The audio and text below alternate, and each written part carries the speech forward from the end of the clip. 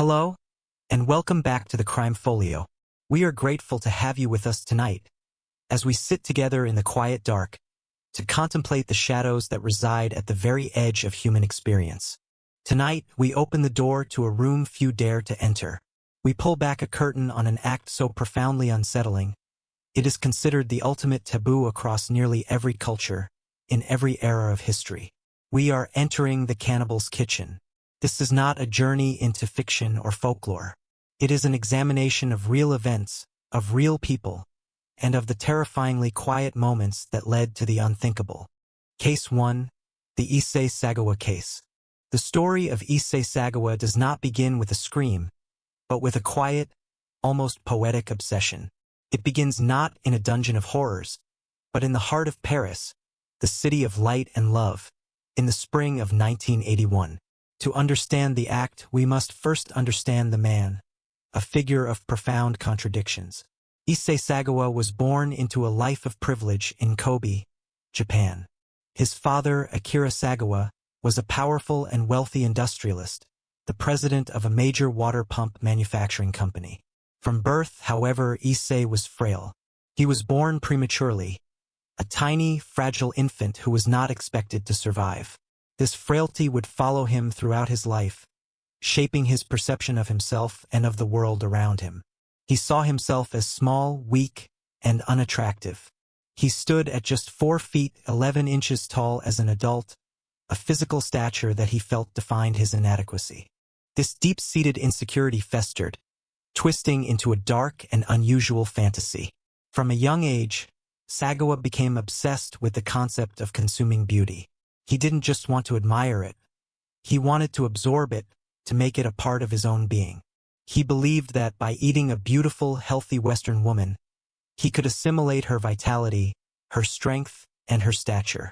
It was a bizarre, almost vampiric logic born from a lifetime of feeling less than human. He would later write about these early fantasies, describing how he would look at actresses in Western films and feel an overwhelming desire to consume them. It was not a sexual desire in the conventional sense, but a desire for a complete and total fusion. This obsession followed him to university in Japan, but it was his decision to pursue a doctorate in literature at the prestigious Sorbonne in Paris that placed him on a collision course with fate. Paris, to Sagawa, was the epicenter of the beauty he craved.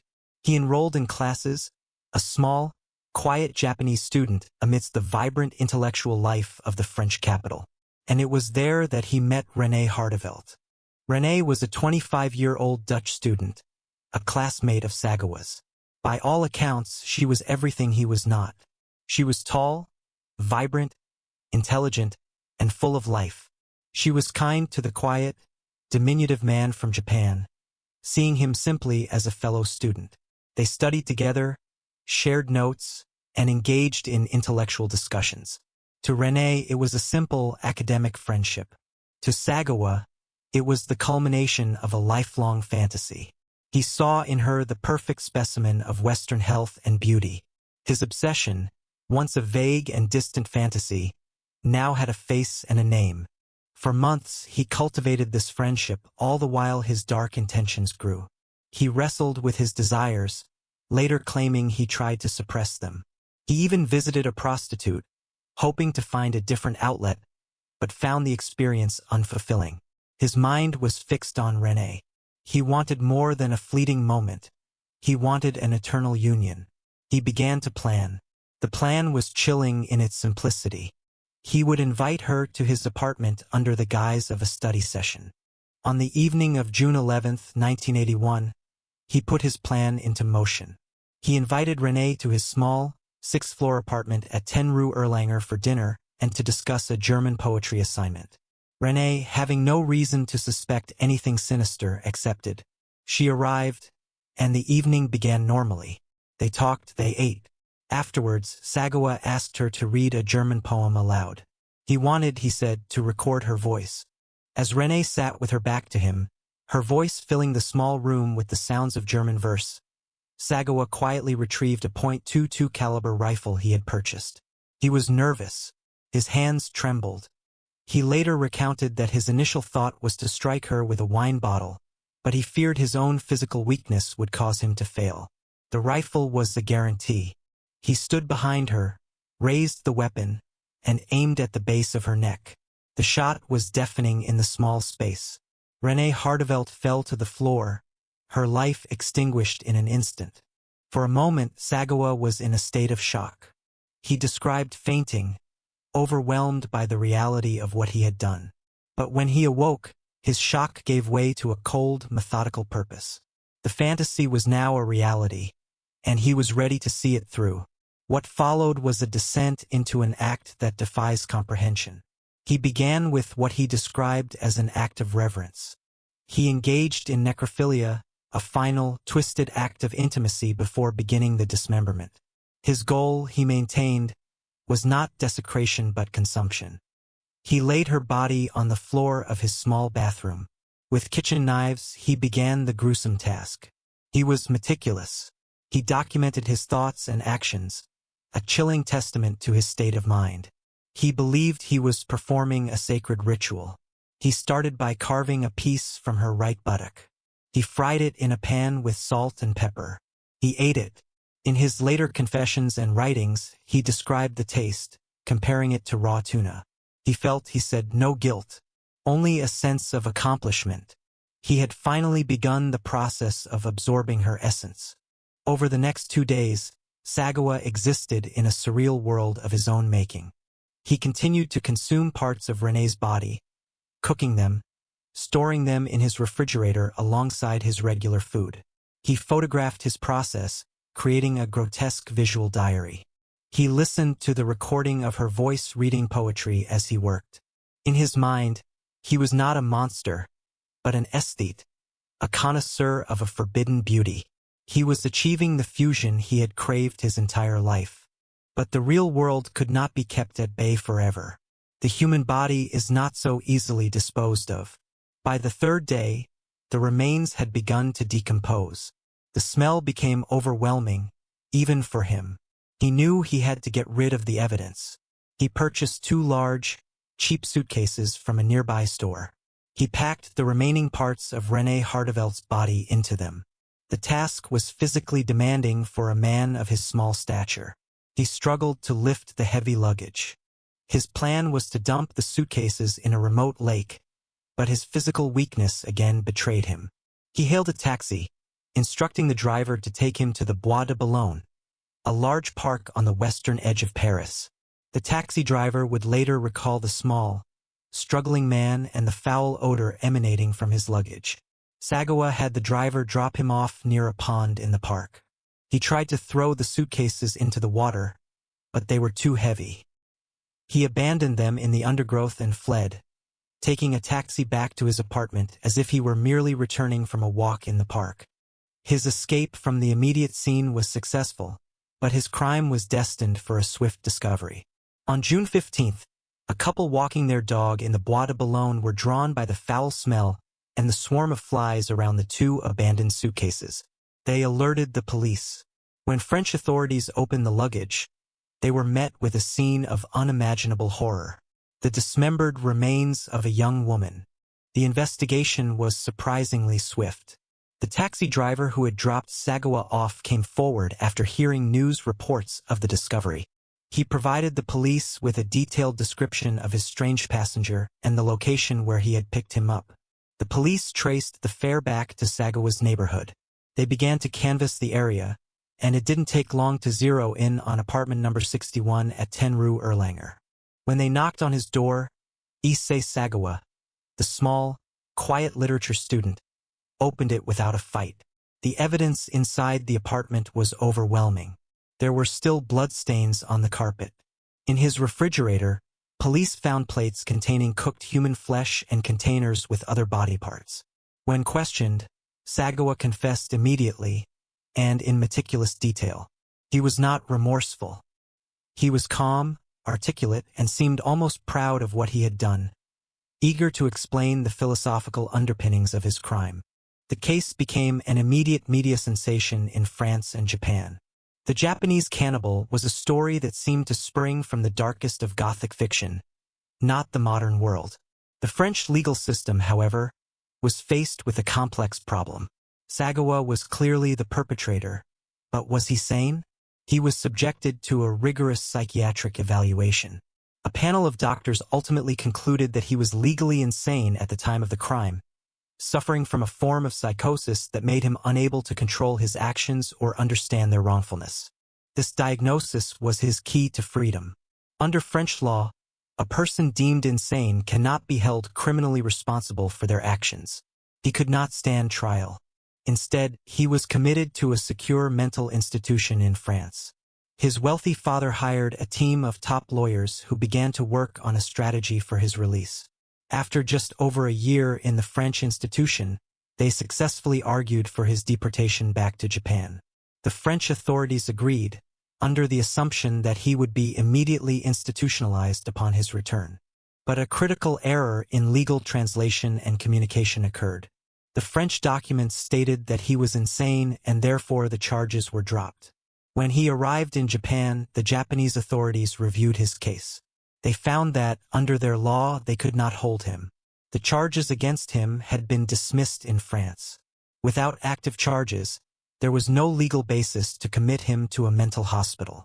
The Tokyo Metropolitan Matsuzawa Hospital, where he was briefly held for observation, found him to be sane, diagnosing him with a personality disorder but not psychosis.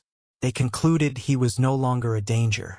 On August 12, 1986, just 5 years after he murdered and cannibalized René Hardevelt, Issei Sagawa walked out of the hospital a free man. The loophole was perfect and horrifying. He had confessed to his crime, yet he would never spend a day in prison for it. What followed is perhaps the most disturbing chapter of this story. Instead of disappearing into obscurity, Issei Sagawa became a minor celebrity in Japan. He embraced his infamy. He wrote a detailed memoir of his crime, titled In the Fog, which became a bestseller. He wrote restaurant reviews for a Japanese magazine. He appeared in pornographic films, one of which involved him simulating cannibalism on another actress. He was a frequent guest on television talk shows, where he would calmly recount the details of the murder to a fascinated, and often horrified, public. He lived a quiet, unremarkable life in a Tokyo suburb, supported by his literary earnings and, for a time, his family. He never expressed true remorse for killing René. His regret, when he expressed it, was for the pain he caused his father. For René and her family, there was only the cold, detached analysis of his act. He spoke of her with a strange, possessive fondness, as if she were a piece of art he had consumed. The case of Issei Sagawa is a chilling study in the failure of justice. It highlights the vast gulf that can exist between legal and moral accountability. He committed one of the most reviled acts known to humanity, yet through a combination of psychiatric diagnosis, legal maneuvering, and a catastrophic bureaucratic error, he escaped all legal punishment. He lived out his days not as a pariah, but as a curiosity, a man who turned the ultimate taboo into a cottage industry. His story leaves us with an unsettling question. What does it mean when a monster not only walks among us, but is given a microphone to tell his story? It forces us to confront a reality where the lines between justice, sanity, and celebrity can become terrifyingly blurred. Sagawa's crime was born of a singular, twisted desire for union, a fantasy he brought to life. But he is not the only one to seek such a connection. In another part of the world, a different kind of desire for union was brewing, one that would be facilitated by a new technology, and one that required a willing partner. Case 2. The Armin Mae West Rotenberg Cannibal Case. The story of Issei Sagawa was one of unilateral obsession, a fantasy projected onto an unwilling participant. But as we move from the artist's lofts of Paris to the quiet, pastoral heart of Germany, we encounter a story that is, in many ways, even more disturbing. It is a story not of a predator and his prey, but of a dark and willing partnership, a terrifying contract made possible by the dawn of a new age. This is the case of Armin Mae West, a man whose profound loneliness led him to seek a union so complete, so absolute, that it required not just a victim, but a volunteer. Our story is set in Rotenberg an der Fulda, a picturesque town in central Germany, known for its half-timbered houses and cobblestone streets. It is a place that seems preserved in time, a postcard from a gentler era. And in a large, isolated house on a hill overlooking this idyllic scene, lived Armin Meiwes. To his neighbors, he was a quiet, unassuming, if somewhat eccentric man. A computer technician, polite and helpful.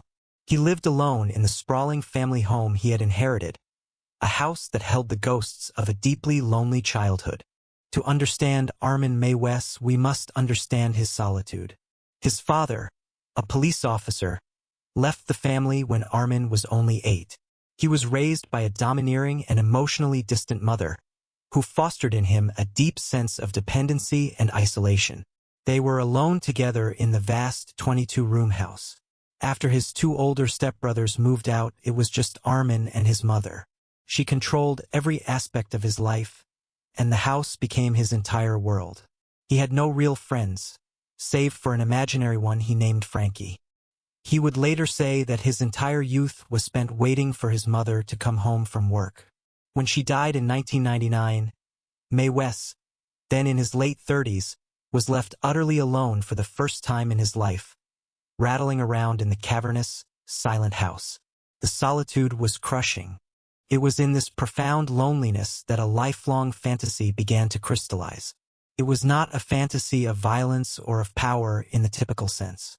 It was a fantasy of companionship, a twisted solution to his isolation. He dreamed of finding a younger brother, someone who would be with him always. This desire morphed into a cannibalistic urge. He believed that by killing someone and eating them, he would absorb their very essence. They would become a part of him, an internal companion that could never leave. The act of consumption was, in his mind, the ultimate act of intimacy and eternal union. For years, this remained a private, impossible fantasy. But the world was changing. The rise of the internet in the late 1990s created a new kind of space.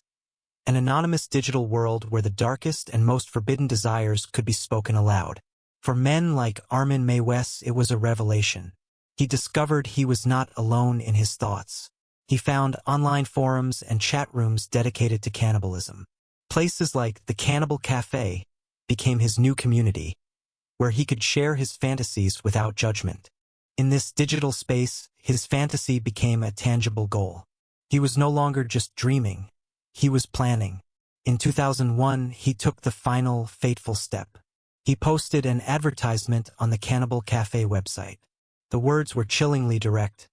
Looking for a well-built 18 to 30-year-old to be slaughtered and then consumed. It was a message in a bottle, cast into the darkest corner of the digital sea. One might expect such a post to be met with silence, or perhaps mockery and disgust. But Meiwes received several hundred responses. Most were from people who were merely curious or fetishists who had no real intention of following through. Meiwes was meticulous. He vetted the candidates, weeding out those who were not serious. He was not looking for a victim to trick or overpower. The fantasy required a willing participant, someone who shared the desire to be consumed. He was seeking not prey, but a partner. And then he found him. Bernd Jürgen Brandes, a 43-year-old computer engineer from Berlin. On the surface, Brandes lived a successful, conventional life. He was a manager at Siemens, well respected by his colleagues. But he too harbored a secret. He had a lifelong fantasy of being eaten. His estranged partner would later tell police that Brandes often spoke of a desire for a final, ultimate kick, and that he dreamed of his own death. He wanted to be a willing sacrifice. Through a series of emails and online chats, Meiwes and Brandes began a bizarre and detailed negotiation. They were two men with complementary desires, finding in each other the key to fulfilling their ultimate fantasies. They discussed the logistics, the methods, the meaning of the act. Brandes expressed a clear and unequivocal wish to be killed and eaten. He saw it as the ultimate negation of a life he no longer wished to live. Meiwes saw it as the ultimate solution to his loneliness. They were arranging not a murder, but a macabre date. They set a time and a place. On March 9, 2001, Bernd Brandes packed a small bag, traveled by train from Berlin to Rothenburg and Der Fulda, and stepped willingly into his own demise. Mae West met Brandis at the train station. The moment was captured on a video camera that Mae West had set up. He intended to document the entire process to create a permanent record of his fulfilled fantasy. The video shows two men meeting as if for a business appointment. They shook hands. Mae West drove Brandis to his sprawling, isolated home. He gave him a tour, showing him the room he had specially prepared for the event, a room he called his Schlachtraum, or slaughter room. It was meticulously outfitted with a butcher's table, meat hooks hanging from the ceiling, and a cage. The video, which would become the central piece of evidence in the case, documents the hours that followed with a cold, surreal clarity. The atmosphere was not one of terror or struggle, but of a calm, prearranged ritual. Brandis, seemingly of his own free will, consumed 20 sleeping pills and a large quantity of schnapps to numb the pain. He was lucid and, according to Mae West, resolute. The plan, as agreed upon by both men, was for Brandis to be conscious as Mae West amputated and cooked his penis, which they would then eat together. It was a key part of Brandis's fantasyto participate in his own consumption. Mae West carried out the amputation with a kitchen knife. The moment is recorded on the tape, a scene of almost unimaginable horror, made all the more unsettling by Brandis's apparent compliance. However, the plan went awry. Mae West attempted to fry the organ, but he burned it. He then chopped it up and fed it to his dog. Brandis, now bleeding heavily and weakened by the pills and alcohol, was losing consciousness. Mae West helped him to a bathtub, where he lay for several hours, slowly bleeding out. Mae West sat nearby, reading a Star Trek novel, waiting. As Brandis's life ebbed away, Mae West later claimed they talked. The video camera continued to roll. Finally, after several hours had passed and Brandis was near death, Mae West delivered a fatal stab to the throat. He later described this as a kiss of death, an act of mercy to end the suffering. With Brandis dead, the second phase of Muse's fantasy began. He hoisted the body onto the meat hooks in his slaughter room. Over the next 10 hours, with the methodical skill of a butcher, he dismembered the body. He carefully carved the flesh, portioned it, and placed it into freezer bags. He labeled them just as one would label cuts of beef or pork. He buried the head and bones in his garden. The entire process was filmed. The videotape was over 4 hours long, a complete and unflinching record of the entire event. For the next 10 months, Armin Mae West lived out his fantasy. He would periodically take a portion of Brandis's flesh from his large freezer, thaw it, and cook it. He preferred to pair it with classic German side dishes, potatoes, Brussels sprouts, and a red cabbage sauce. He would set a place at the table for Brandis, using his finest china, and eat his meal while watching the video of their encounter. In his mind, he had succeeded. Bernd was with him, inside him. He was no longer alone. He told police he felt a sense of peace and fulfillment. But the feeling did not last. The companionship he had created was ultimately an illusion. The loneliness returned. The freezer began to empty. And so Armin Mae West went back to the source. He returned to the internet, looking for his next partner.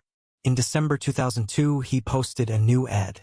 This time, he was more explicit, describing in detail what he had done to his first volunteer, even posting pictures, hoping to attract someone who knew he was serious. This time, his ad was seen by a university student in Innsbruck, Austria.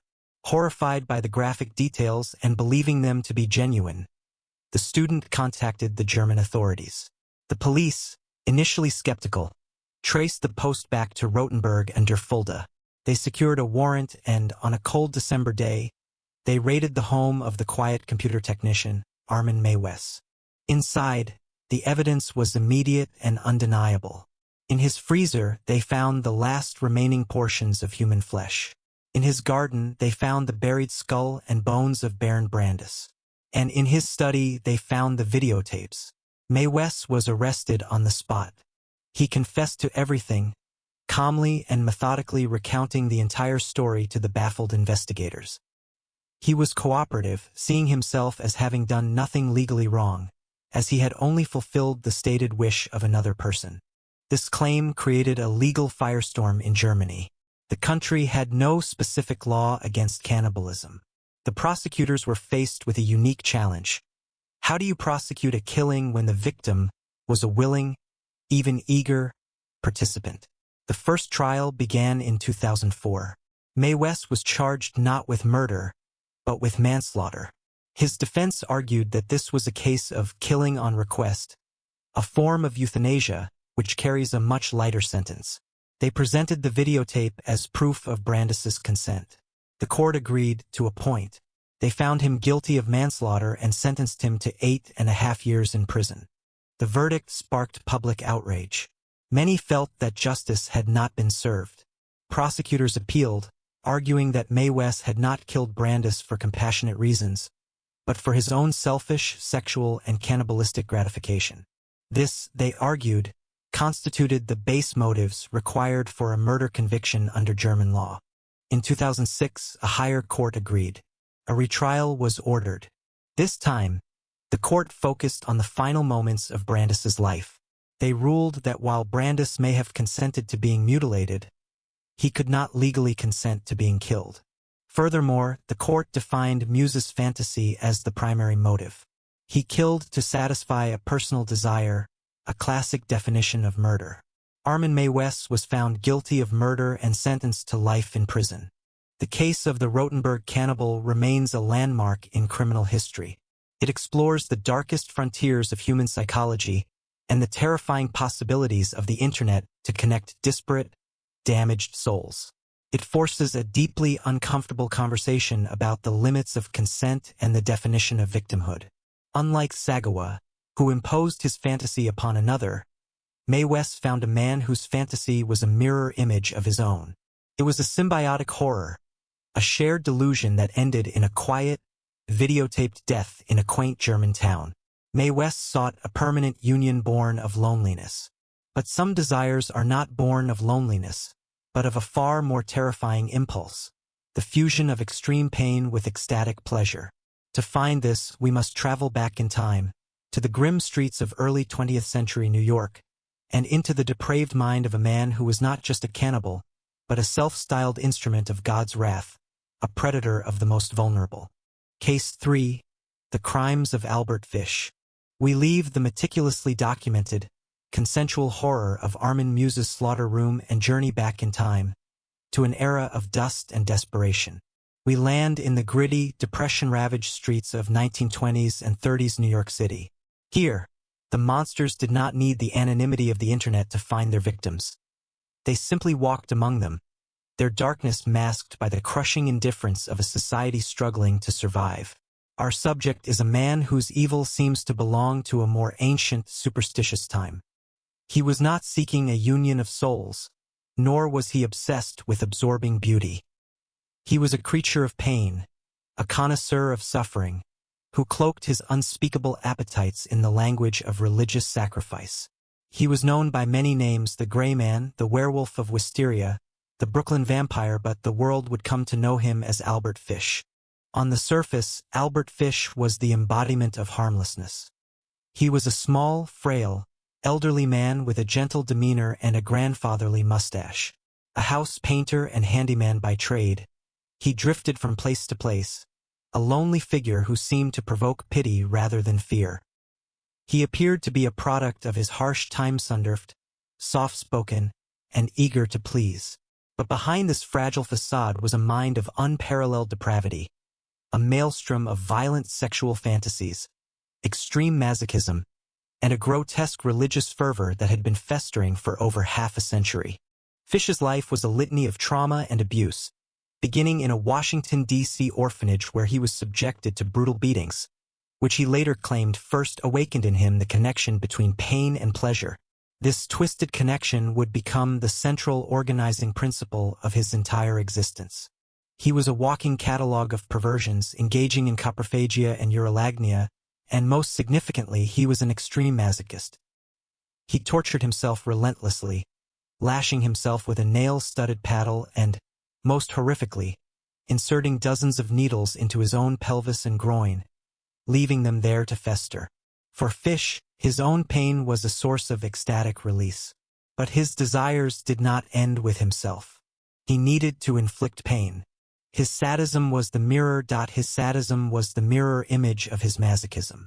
He believed that to inflict pain was a holy act, a form of religious purification for both him and his victim. He began to hunt, not for animals but for children. He saw them as pure, innocent lambs, perfect for his grotesque sacrifices. And in the crucible of the Great Depression, vulnerable children were tragically abundant. Families were broken, parents were desperate, and a kindly old man offering a job or a bit of money was often seen as a godsend, not a threat. This was the landscape Albert Fish navigated, a wolf in sheep's clothing, his gentle voice and frail appearance a perfect camouflage for the predator within. His method was insidious. He would often answer classified ads in newspapers, ads placed by families looking for work. He would present himself as a lonely farmer, a man named Frank Howard, or one of a dozen other aliases. He would weave a story of a large, beautiful farm in the countryside, a place where he needed a helping hand. He spoke of his own children, long since grown, and of his desire for the sounds of youthful laughter to fill his empty home. He played on the hopes of desperate parents, offering not just a job, but a better life. Over decades, he drifted through the underbelly of American society, leaving a trail of pain and mystery. He later confessed to hundreds of attacks, a number that police found impossible to verify. He claimed victims in nearly every state he passed through. Many of these were likely fantasies, the boasts of a narcissistic mind, but some were chillingly real. In 1910, a young boy named Thomas Kedden disappeared in Delaware. Fish later confessed to his murder. In 1927, 4-year-old Billy Gaffney vanished from a Brooklyn street. He was playing with a friend when a kindly old man lured him away with a promise of toys. Billy was never seen again. His case became a media sensation, the boy in the woods, but no trace of him was ever found. Years later, Albert Fish would confess that he was that kindly old man. But it was his final, most infamous crime that would lead to his unmasking. It is a story of a family's trust, a child's innocence, and a letter that stands as one of the most horrifying documents in the annals of crime. In 1928, the Budd family was living in poverty in Manhattan. Edward and Delia Budd had 6 children and were struggling to make ends meet. Edward placed an ad in the paper. "Young man, 18, wants position in country." The ad was answered by a stooped, elderly man who introduced himself as Frank Howard. He was polite, well-spoken, and claimed to be a prosperous farmer from Farmingdale, Long Island. He spent hours charming the Budds, speaking of his large farm and his loneliness. He offered their eldest son, Edward Jr., the job. He gave them money. He gained their trust completely. Over several visits, he became a welcome guest in their meager home. He seemed to adore the children, especially 10-year-old Grace. She was a bright, pretty girl, the light of the family. On Sunday, June 3, 1928, Frank Howard came to visit with a proposition. He told the Budds he was going to his sister's house in the city for a children's birthday party. He asked if he could take little Grace with him. She loved parties, and he promised to have her back by 9 o'clock that evening. Delia Budd was hesitant, a mother's intuition perhaps stirring a faint unease. But her husband, Edward, saw no harm. Mr. Howard was a kind, respectable man. What could go wrong? They dressed Grace in her best outfit. She was excited. As she left with the old man, she turned and waved goodbye to her family from the street corner. It was the last time they would ever see her alive. 9 o'clock came and went, then 10, then 11. Panic began to set in. The Budds went to the police. The investigation began, but it was doomed from the start. Frank Howard did not exist. There was no farm in Farmingdale. The address he had given for his sister's party was a vacant lot. He had vanished, and he had taken Grace with him. The days turned into weeks, the weeks into months, and the months into years. The disappearance of Grace Budd became another cold case, another tragedy swallowed by the city. For the Budd family, it was a living nightmare, a wound that would never close. They were left with nothing but the ghost of a little girl waving goodbye. For 6 long years, They lived in this agonizing limbo. And then, in November of 1934, a letter arrived. The envelope was addressed to Delia Budd. The contents of that letter would not only solve the mystery of what happened to Grace, but would also reveal a depth of human evil that was almost incomprehensible. The letter was rambling, semi-literate, and filled with grammatical errors, but its message was chillingly clear. It was from the man who had called himself Frank Howard. It was from Albert Fish. He wrote to tell Delia what he had done to her daughter. In graphic, horrifying detail, he described taking Grace to a dilapidated, abandoned cottage in Westchester County, a place he called the Wisteria Cottage. He recounted how he had strangled her, how he had dismembered her body, and how, over the course of 9 days, he had cooked and eaten her. He described the taste of her flesh. He ended the letter with a final, soul-crushing detail. I did not fuck her, as I thought she was a virgin. The letter was an act of unimaginable cruelty, a final psychological torment inflicted upon a grieving mother. But it was also a fatal mistake. Albert Fish, in his compulsion to boast and to relive his crime, had given the police the one thing they needed to find him: a clue. The letter was written on a peculiar piece of stationery, embossed with the emblem of the New York Private Chauffeurs Benevolent Association. The case, long dormant, was handed to a determined and brilliant detective from the Missing Persons Bureau named William King. King was a relentless investigator. He looked at the stationery and saw his first real lead in 6 years. He began the painstaking work of tracking down its source. He discovered that the Chauffeurs Association had a number of their mailbags stolen years prior. One of these bags had turned up at a dingy rooming house in Manhattan. King focused his investigation on that rooming house. He spoke to the landlady, describing the strange old man who had been seen with Grace Budd 6 years earlier.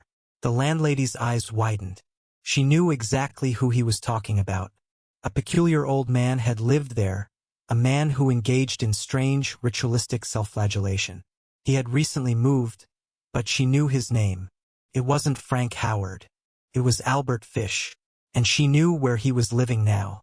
Detective King went to Fish's new address, a squalid room at 200 East 52nd Street. He waited. Soon, a small, stooped old man shuffled up the stairs. King confronted him. "Are you Albert Fish?" The old man looked up, his eyes showing not fear or anger, but a strange, calm recognition. "Yes," he said. "I've been expecting you." At the police station, the dam of Fish's long-held secrets broke. He confessed to everything.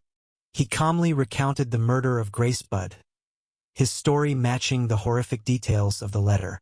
He confessed to the murder of Billy Gaffney, solving a mystery that had haunted the city for years. He confessed to countless other acts of torture and murder, painting a picture of a life dedicated to the pursuit of pain. He led police to the Wisteria Cottage, but no remains of Grace were ever found there. He had consumed her completely. During his interrogation, the investigators noticed Fish's constant squirming and complaints of pain in his pelvic region. They sent him for a medical examination. The doctors took an X-ray, and what they saw left them speechless. Embedded in Albert Fish's pelvis and groin were 29 metal needles. He had inserted them himself over the years, one by one, a permanent testament to his unholy marriage of pain and pleasure. The trial of Albert Fish was a media circus. His defense attorney argued, quite reasonably, that Fish was clearly criminally insane. He presented the X-rays, the testimony of Fish's self-mutilation, and his bizarre religious justifications as proof of a mind utterly divorced from reality. The prosecution, led by District Attorney John F. X. McGohey, argued that Fish, while undoubtedly a deviant, knew exactly what he was doing. He knew it was wrong, he took steps to conceal his crimes, and he was therefore legally sane. McGohey's closing argument was simple. Fish was sane enough to kill. On the stand, Fish was a chilling spectacle. He described his abominable acts in a calm, grandfatherly tone, as if discussing the weather. The jury, horrified by the details of his crimes against children, agreed with the prosecution. They found him guilty of murder. He was sentenced to die in the electric chair.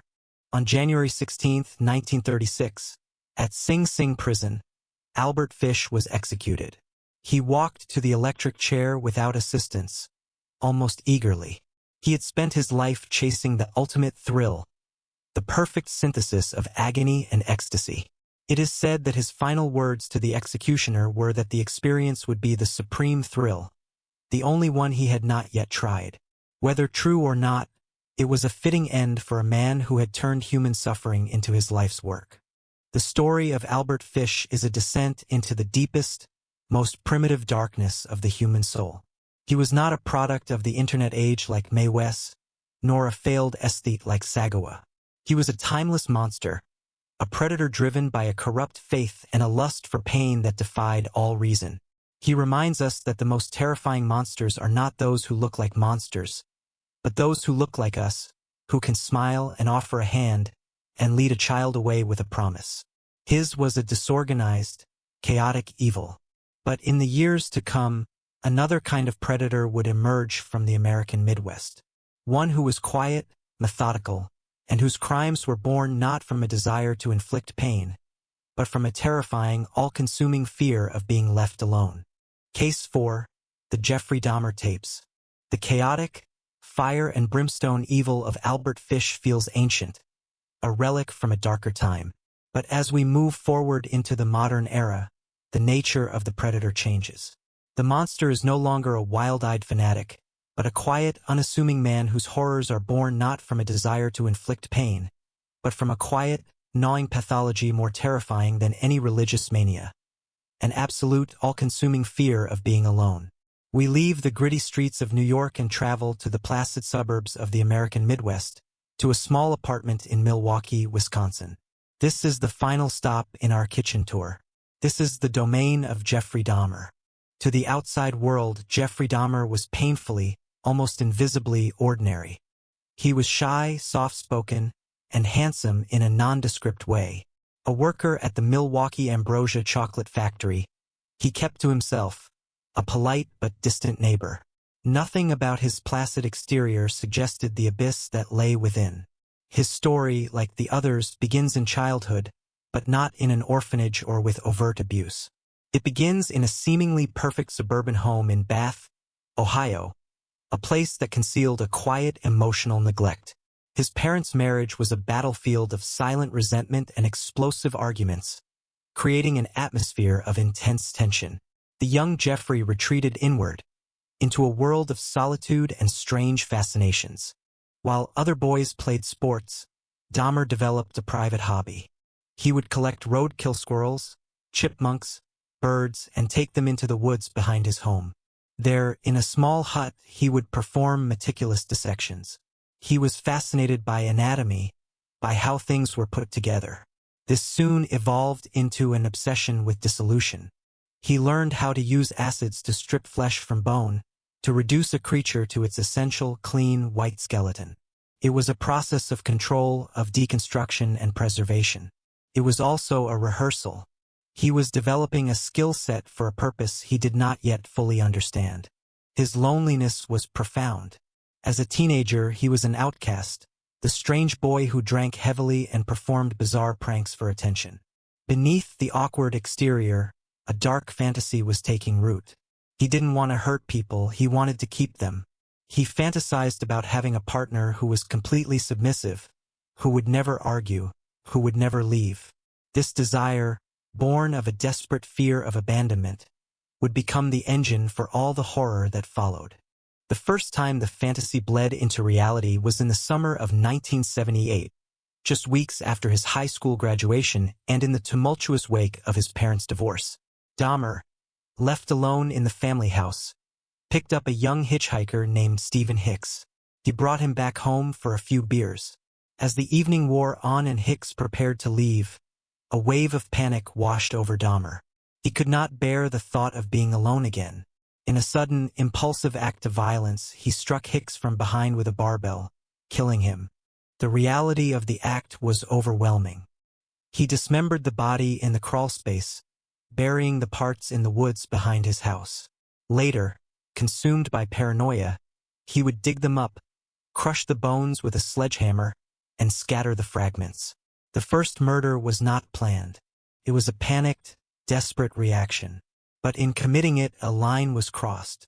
He had discovered the ultimate, terrible solution to being left alone. Dahmer's life continued its downward spiral.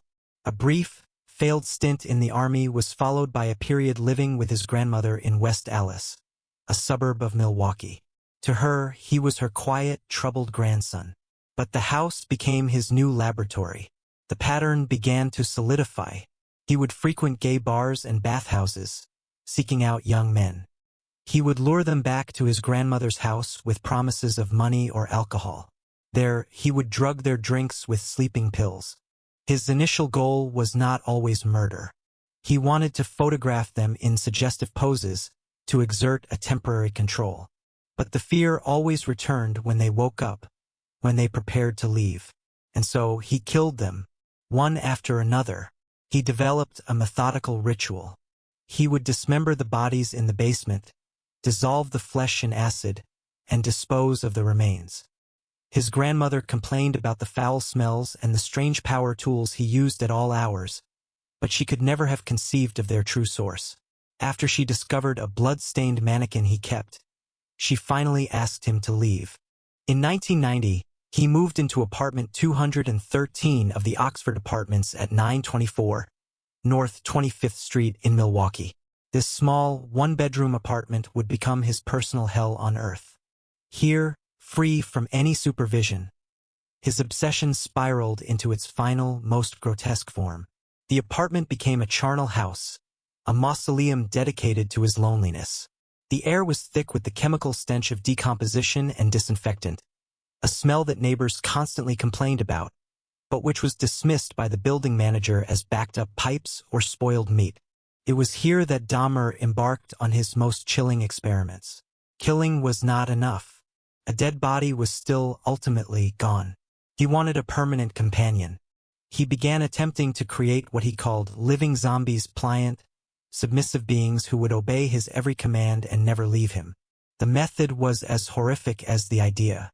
He would drill holes into the skulls of his sedated victims, sometimes while they were still alive, and inject muriatic acid or boiling water into their frontal lobes, hoping to destroy their willpower but keep their bodies alive. The experiments were all catastrophic failures. They resulted only in swift death and, for Dahmer, another body to dispose of. Frustrated in his attempts to create a living companion, he focused on preservation. Cannibalism became part of his ritual. He would cook and eat parts of his victim's bicep, a thigh, a heart.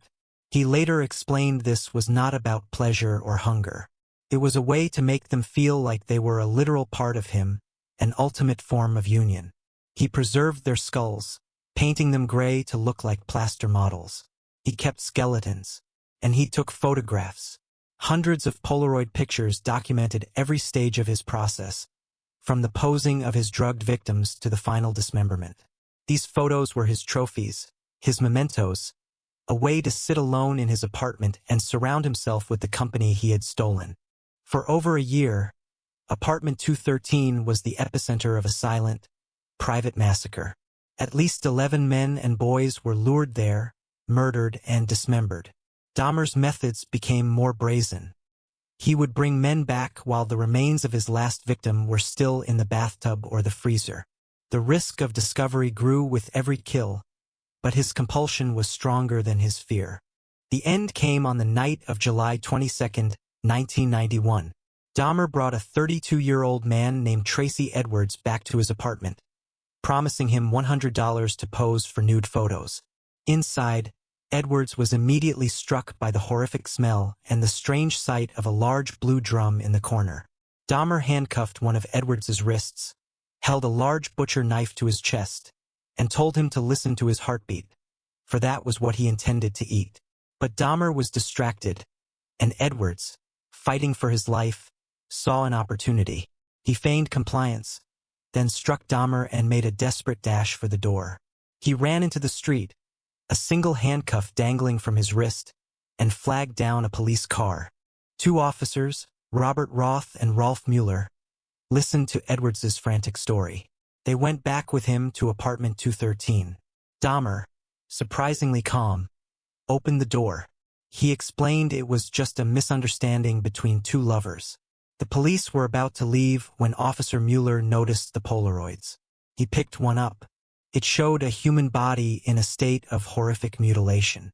"These are real," he said, staring at Dahmer in disbelief. As one officer held Dahmer, the other opened the refrigerator.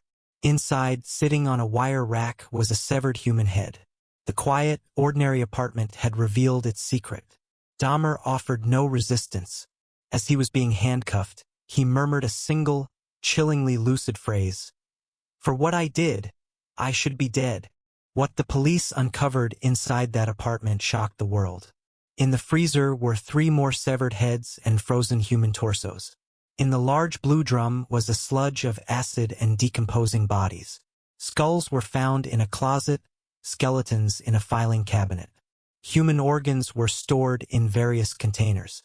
And everywhere there were the Polaroids, a gruesome catalog of 17 victims. This is where the story of the tapes begins. In the days that followed, Jeffrey Dahmer gave a full and detailed confession to detectives Patrick Kennedy and Dennis Murphy. Over 60 hours of interviews were recorded. On these tapes, Dahmer is not a monster. He is not a ranting lunatic. He is quiet, articulate, and disturbingly cooperative. He speaks of his crimes with a detached, analytical coldness, as if describing a failed scientific experiment. He explained his motives, his methods, his rituals, and his deep-seated loneliness. He saw his victims not as human beings with lives and families, but as objects, as raw material for his desperate, pathological project to create a companion who would never leave him. The trial, like Fish's, centered on the question of sanity. His defense argued that the sheer horror of his acts, the cannibalism, the necrophilia, the zombie experiments, was self-evident proof of insanity. The prosecution argued that his meticulous planning, his steps to avoid detection, and his clear understanding of his actions proved he was legally sane, albeit evil. The jury agreed. Jeffrey Dahmer was found sane and sentenced to 15 consecutive life terms. His own life ended in 1994, when he was beaten to death by a fellow inmate at the Columbia Correctional Institution. The case of Jeffrey Dahmer serves as a terrifying capstone to our journey. He embodied the ultimate paradox. A man so desperate for human connection that he destroyed the very humans he sought to keep. His kitchen was not just a place of consumption, but a laboratory of loneliness. In his quest to never be alone, he built a monument to solitude, crafted from the stolen lives of others, leaving behind a silence that was absolute and eternal. These stories are not easy to hear. They take us to the edge of what we understand about ourselves, about sanity, and about the potential for darkness that resides within the human condition. From the aesthetic obsession of Sagawa, to the consensual pact of Mae West, the sadistic faith of Fish, and the desperate loneliness of Dahmer, we see that the ultimate taboo is not a singular act, but a destination arrived at through many different, tragic, and terrifying paths. We tell these stories not to glorify the perpetrators, but to remember the victims and to try, however feebly, to comprehend the incomprehensible. Thank you for joining us in the quiet dark. May your own kitchens be places of warmth and life. Sleep well.